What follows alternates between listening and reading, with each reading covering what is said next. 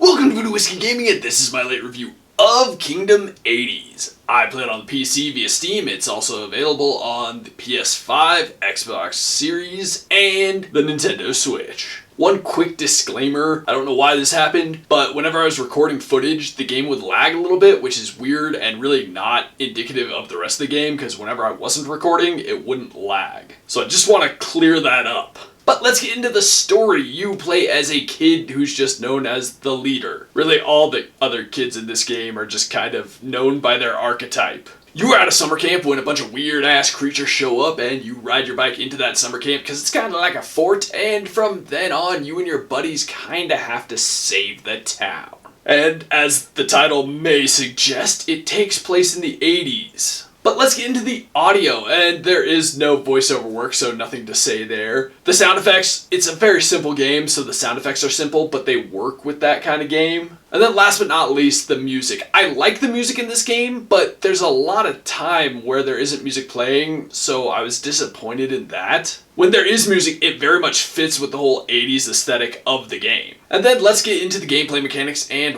whatnot. Honestly, I was having a hard time figuring out how I would describe this game. It's like a side-scrolling tower defense, but you're not just defending, and it's not really tower defense. You're trying to build up your forts so that you can go out in either direction to complete objectives. So there are some like base building-ish elements. I don't know, man, it's kind of hard to describe. But you ride back and forth on this map, shoring up your defenses, building new defenses, training new campers as archers or as engineers, I guess. That's what I thought of them in my mind. But they will build your new defenses. You can set up places for them to work so that you earn more coins, because you need coins to pay for building up the defenses, to train the archers, to train more engineers. You do get other modes of transportation. There's bikes. I had a tricycle with a machine gun at one point, and that's really the only attacking I was capable of doing. They have their advantages and disadvantages. Certain bikes are faster. The tricycle, not super fast, but it had a gun on it, which actually came in very handy in some of the later levels, so just saying. But there's also other small objectives to unlock things, most of which need coins, or you need to find items. And really what it is going day by day, collecting coins, building up your little army, expanding your base, and then completing whatever objective it is for that level, which is generally get to the left side or the right side. And in all honesty, it sounds like a very simplistic game, and it really is actually a pretty simplistic game, but it was really relaxing.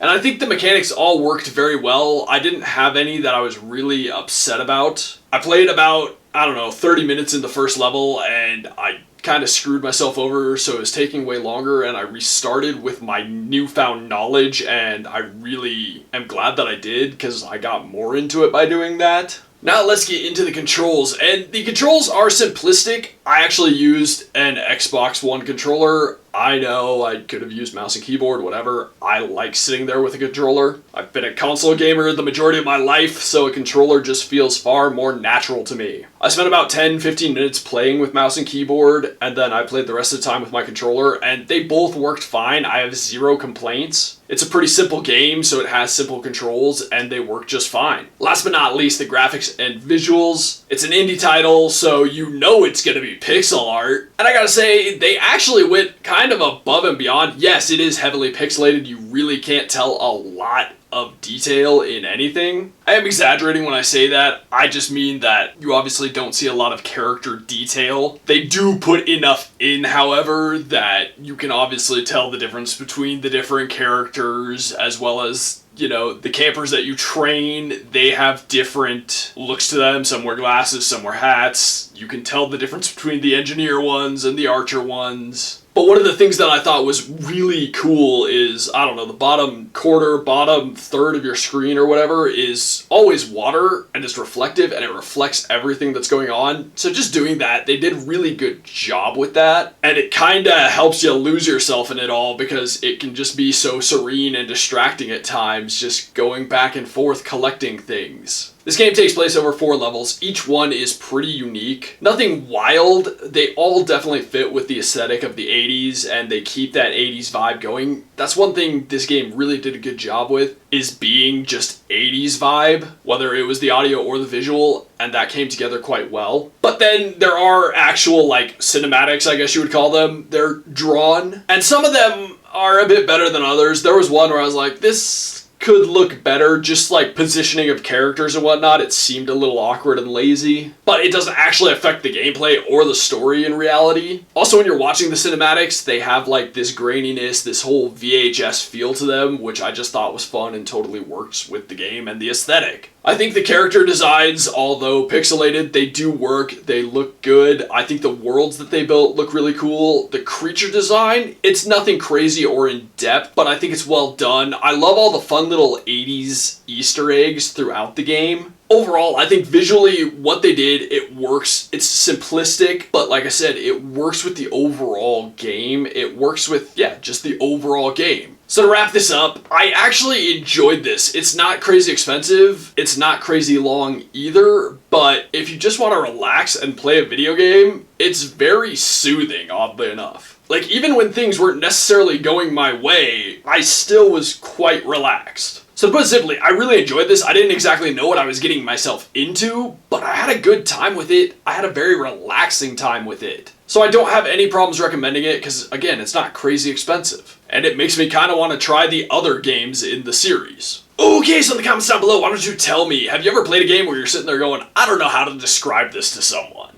And what game was it? As always, thanks for watching. If you enjoyed the video, please hit that like button. And if you like what I'm doing in general, share and subscribe. Have a good one.